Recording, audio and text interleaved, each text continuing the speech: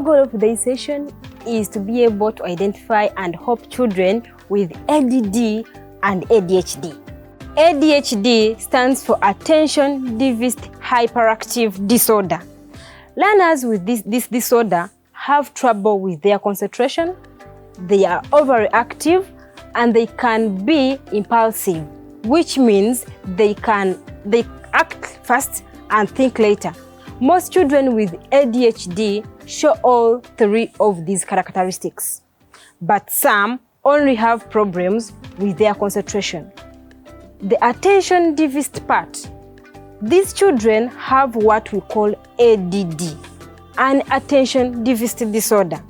Children with ADD generally seem very distracted, forgetful, and disorganized.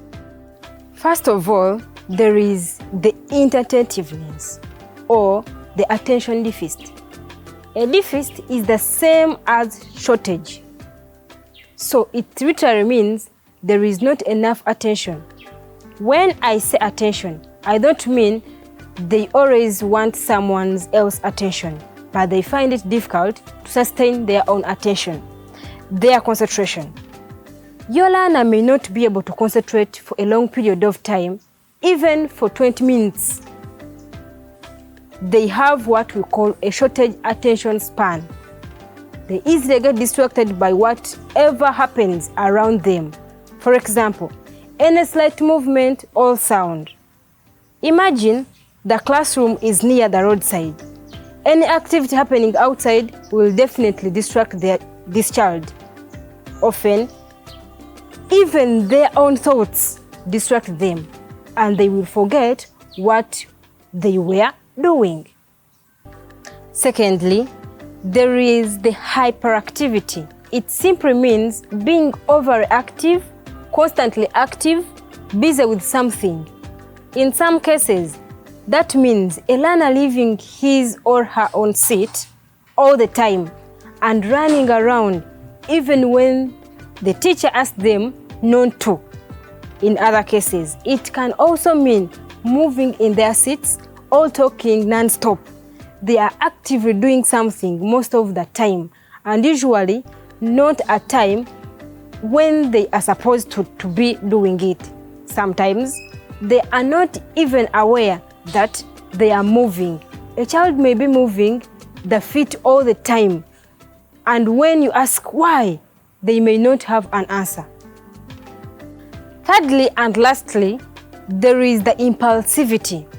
As I mentioned before, being impulsive means doing things without thinking first. For example, learners who are impulsive can easily say whatever comes to their mind. They can blunt out an answer before the teacher has even completed the question. They find it hard to wait for their turn. They will just intrude in your conversation and say what they want to say.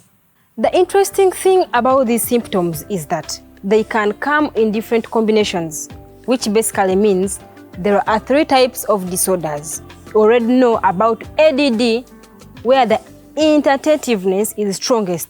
Secondly, there is what we call the hyperactive, impulsive type, which means those symptoms are stronger. Then lastly, there is the combined type, which is basically the classic form of ADHD, where a child shows all three symptoms. Dear teachers, I hope you have been able to come up with some great ideas to help children with ADD and ADHD in your classes. As you probably noticed, there is not one perfect solution to help these children. All of them are unique.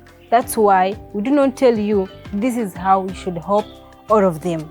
However, we will talk about more strategies when we have a session on behavior difficulties. Our next session will be about autism.